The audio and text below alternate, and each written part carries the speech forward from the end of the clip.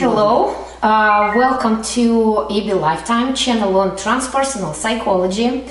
I'm Anna Bobikova, and today I'm in San Rafael with Jaqueline Siroka. I'm very lucky to be able to take interview while Jaqueline in California. And our topic today is mindful awareness and compassion practices with psychodrama, sociometry, and group psychotherapy.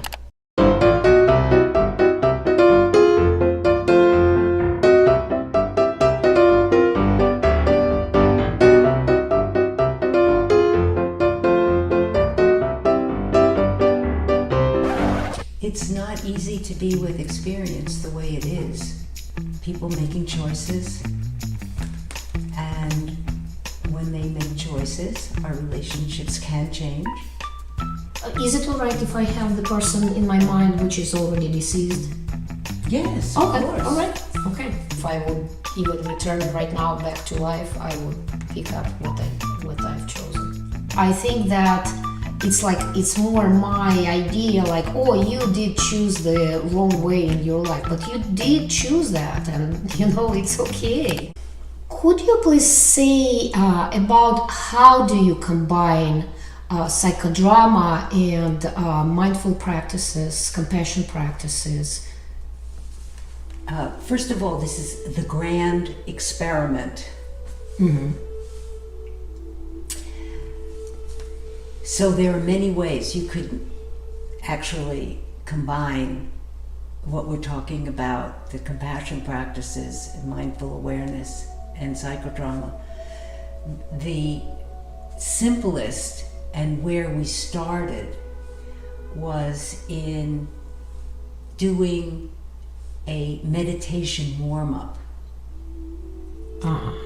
before, a meditation first warming up the group on the outside, and and inviting the sociometry and the connections between people to happen. We would then go into and do a guided meditation as the warm up to the psychodrama, and then have people share what they were in touch with, and people who wanted to work would present themselves, and the group would choose sociometrically. So that was the way we started.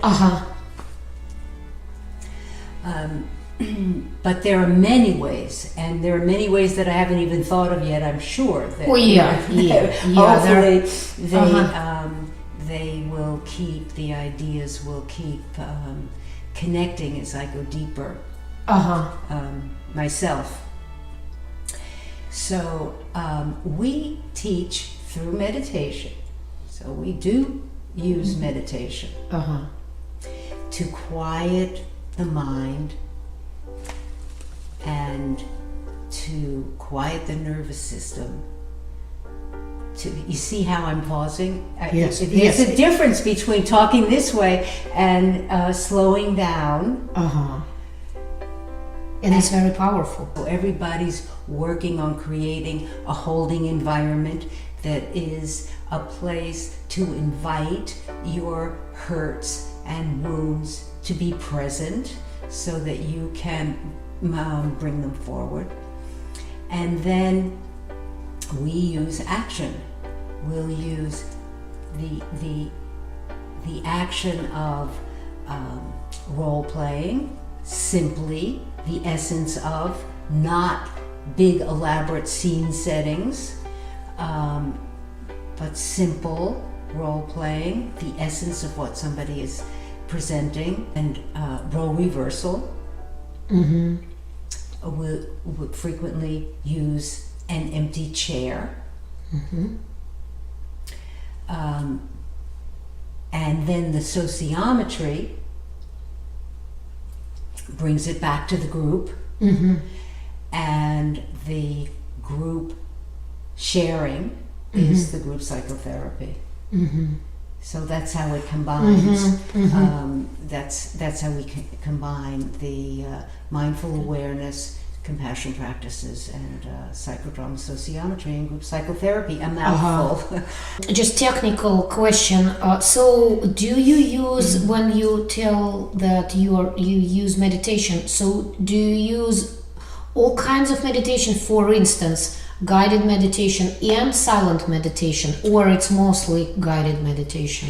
It's mostly guided meditation, but we also use meditation, not guided, after an action, and people go back to their seats before sharing so that they can digest what it is that they experienced and then share with the protagonist. Oh, and it's so much, I just can't imagine, it's so much deeper, because then people actually, they have this magical pause, right, when they can, then they can actually, after the action, they can slow down and and reach the essence of. It's so wonderful to hear you say that, because that's exactly it. It's reaching the essence. It's being sparse of words. It's not about the words. We use words in our culture. And I know Jay and I struggled so to find the words to describe what we were doing, when we were just learning how to combine, because it was difficult to find the right words. And we're still doing that. I mean, we're still in the process of doing that. It's just, I had, while you were saying this, I just had this insight. I discovered myself here in psychodrama groups when I am as a protagonist. I see that under the different directors' directions, they want me to speak as protagonist, and very often for me, as a Vipassana practitioner, and I'm Ashtanga yoga practitioner, I very often don't want to talk. And kind of in psychodrama, well, okay, here's the end of my drama, and I don't have anything to say, because I want to take a pause and have the stillness and just absorb. And very often the tendency of our society and in the groups is, okay, speak again, role reverse. What do you want to say? I don't want to say anything. Yes, that's the truth, and that's what Jay and I really focus on, is the essence of things. You don't have to use a lot of words. You just have to name whatever it is that's going on. You can name it. You can, one or two words can name it. You don't get, actually, what compassion practices do is, because it's based on retraining your brain to be compassionate, to acknowledge compassion, and to be compassionate. When we start to feel and receive compassion from ourselves and other people, we let go of the stories we tell about ourselves and other people. We can make space, pausing to make space so that we can let go of the stories. Because if you are invested in defending your story of yourself, you're not going to receive information from other people. You're not going to receive. And most of us, think about it, we miss, we don't take our time to pause and receive the kindness that is actually being sent in the moment to us about who we are and about how we're being received. And it takes slowing down and practice. There's one specific practice called the benefactor practice, where you focus on remembering somebody who sees you clearly, how they see you and the messages they send to you, so that you can feel them in the moment and really digest them and take them in. That's very powerful. and we are doing right now the forgiveness practice demo. So I invite you to choose one part of the forgiveness practice that you most resonated with when I talked about it the first time. Is it asking forgiveness from somebody you harmed out of your anger, unawareness, confusion, and hurt? Or asking forgiveness from yourself, from a part of yourself that you have harmed, or as forgiving someone who has harmed you, hurt you? Okay, is it important for me to share, or I can keep it just in my mind? Yes, share which one you okay want. I would like to ask for forgiveness the person which I harmed. Okay. And is it all right if I have the person in my mind which is already deceased? Yes, okay, of course. All right. Okay. Well, that's the beauty of psychodrama. Yes, right. That's yes. It's all happening Yes. here and now. Yes, right. It's all here. Yes. In the moment. Okay, so I ask you again to take the meditation position. Feet on floor, feeling the support of the chair, feeling your hands being supported by your legs. You might even feel the life that's in your hands, the energy that's there. And take some deep breaths. Take 3 deep breaths, letting go of all the cares and concerns that you had a few minutes ago of which camera to use and whether it's going to work or not, and let go of all that and be here. Be here and allow yourself to open to this experience that you had where you know that you harmed someone. Whether it was wittingly or unwittingly, from your anger and pain and confusion that all human beings have. And bring them up close. Bring the situation up close. See what's around, see what's around. Feel what's between you.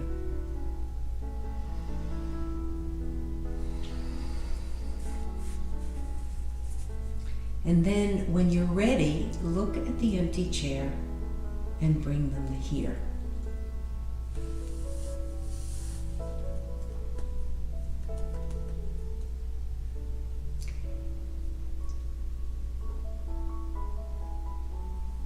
And reverse roles. Sit like you remember this person sitting. Put yourself inside their body.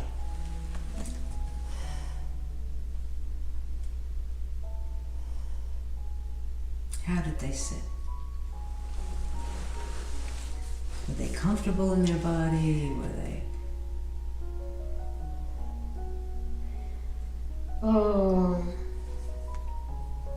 Yeah, pretty comfortable. Okay, so take you're in their role now, in their bodies, right? Yeah. Okay. This is my, I am Anna's friend. You are Anna's friend. Okay. And your name is? Masha. Marsha. Marsha? Masha. Masha, like Russian. Yes, Russian Masha. Yes. Right. Okay, so you're here. You just feel yourself here with her. And what just popped into your mind as you are here with her? I know that because I died you, Anna, are like, you probably experience some guilt, but I don't have anything. I know that, well, if you would die, I would experience guilt also. So I'm just letting you know that I don't have any bad thoughts about you. Reverse roles.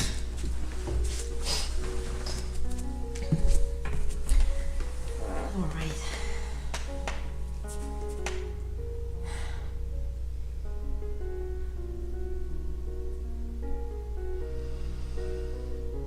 I have a lot of feelings. I have. It's just extremely sad that you died, and it's. I wish we could have. You were very, very important person for me, and I wish we would have at least maybe conversation before you died. I'd like to have that conversation with you now. I'd like to have this conversation with you now. Yeah. You were such a good friend. In certain periods of time, you helped me so much. And I didn't tell you that. I'm telling you that right now. Reverse roles.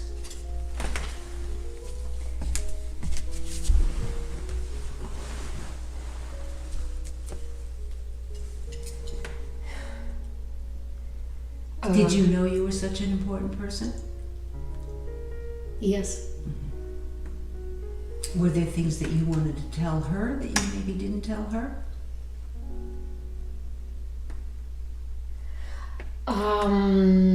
It's sad that I picked up this way in my life and I died, and it's sad that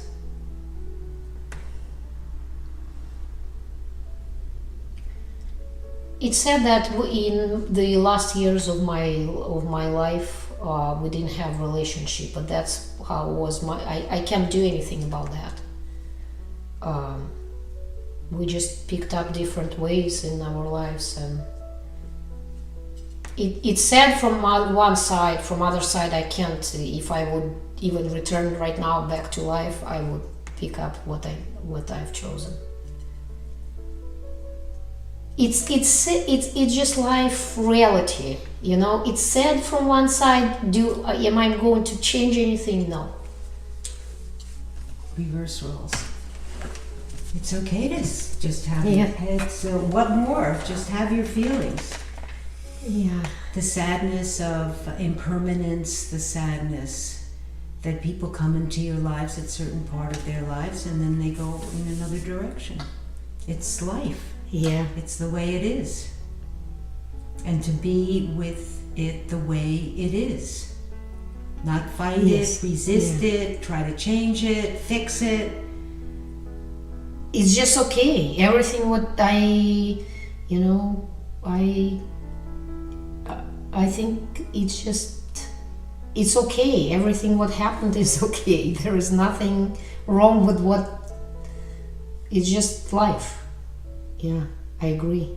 Absolutely agree. And I just want to say you again, thank you for being with me in my difficult moments.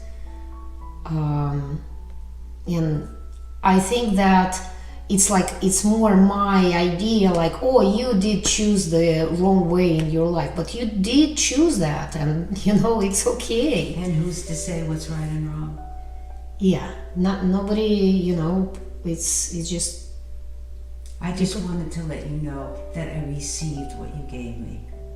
I just want to let you know that I received what you gave me. And it was very important to me. It was very, very important to me. You were actually my main family member specifically in my childhood. Thank you. A deep breath. Digest what just happened.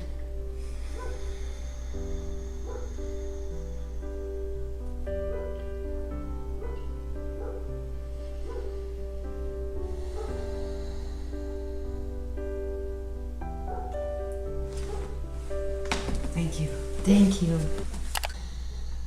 That was very powerful experience. It's not easy to be with experience the way it is,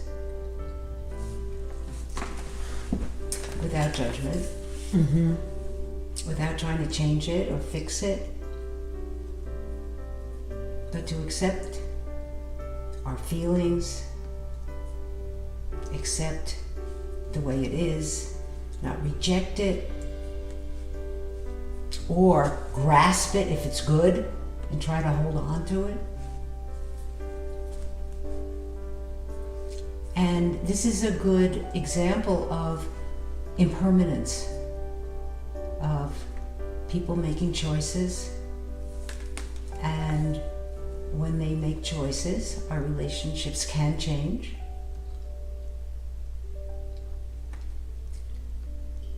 And that's the way it is. You've actually told a lot what you are doing at your work, what you are teaching, how you are teaching. So could you please just briefly describe, so people, like we're summarizing things, so people who want to find you, who want to come to your groups, could you please say what is in active form, where you are teaching? Just it's true.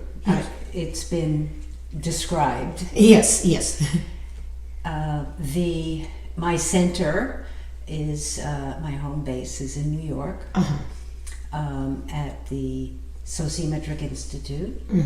We have a theater, Sociometric Studios, and my co-facilitator, Jay Moyer, and I, once a month do a time-in workshop, which is basically taking time out of the rushing around and coming in and quieting and being still, and then working with difficulties, compassion, mindful awareness in the group setting. So that's once a month. You can find it on our website, integraltherapy.net. I hope you'll all go and take a look. And I will put all the contact information in the description box below the video. And on April 26th, we're doing an all-day training. And Jay is going to be so angry at me because I can't remember. I think it's bringing a compassionate presence into the relational world. All-day training. CEU credits available. Okay. And then we are doing another workshop all day in June on, it's called Another Tool for Your Toolbox. It's based on the hindrances. In Buddhist psychology, the hindrances are things that push us off our center, like restlessness and anxiety. My favorite. Worry, worrying.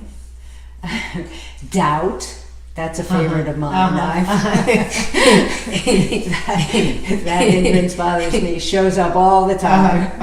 Doubt. And so we're going to be working with action methods and the hindrances and showing how to bring them into your own practice.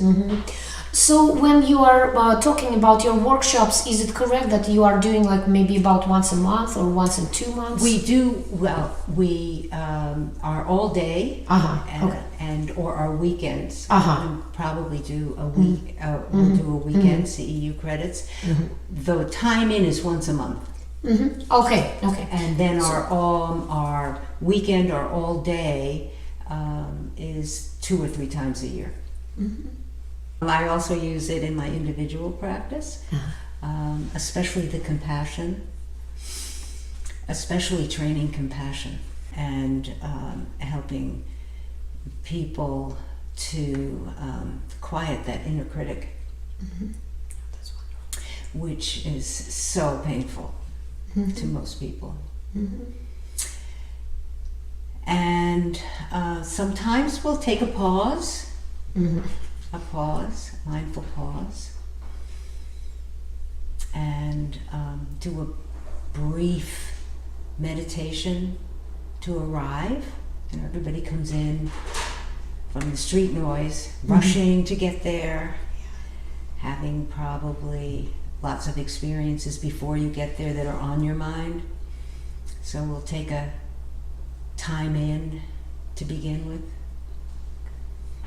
And then everything that I've been talking about, the most important thing is for me to deepen my practice and my understanding of myself so that I can be present and available and deeply listen to whoever is speaking. Thank you. And just for people who are watching us, could you please say your kind of like summarizing message in 3 words?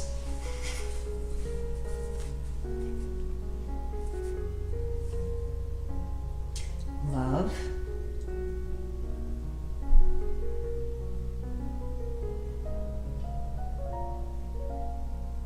patience, and kindness. Thank you so much, Jaqueline. That was so powerful for you. A pleasure to be here. So much. A very pleasant experience. Yes, thank you so much. And thank you for watching these videos, and see you in the next video, and namaste. Namaste and namaste. Namaste.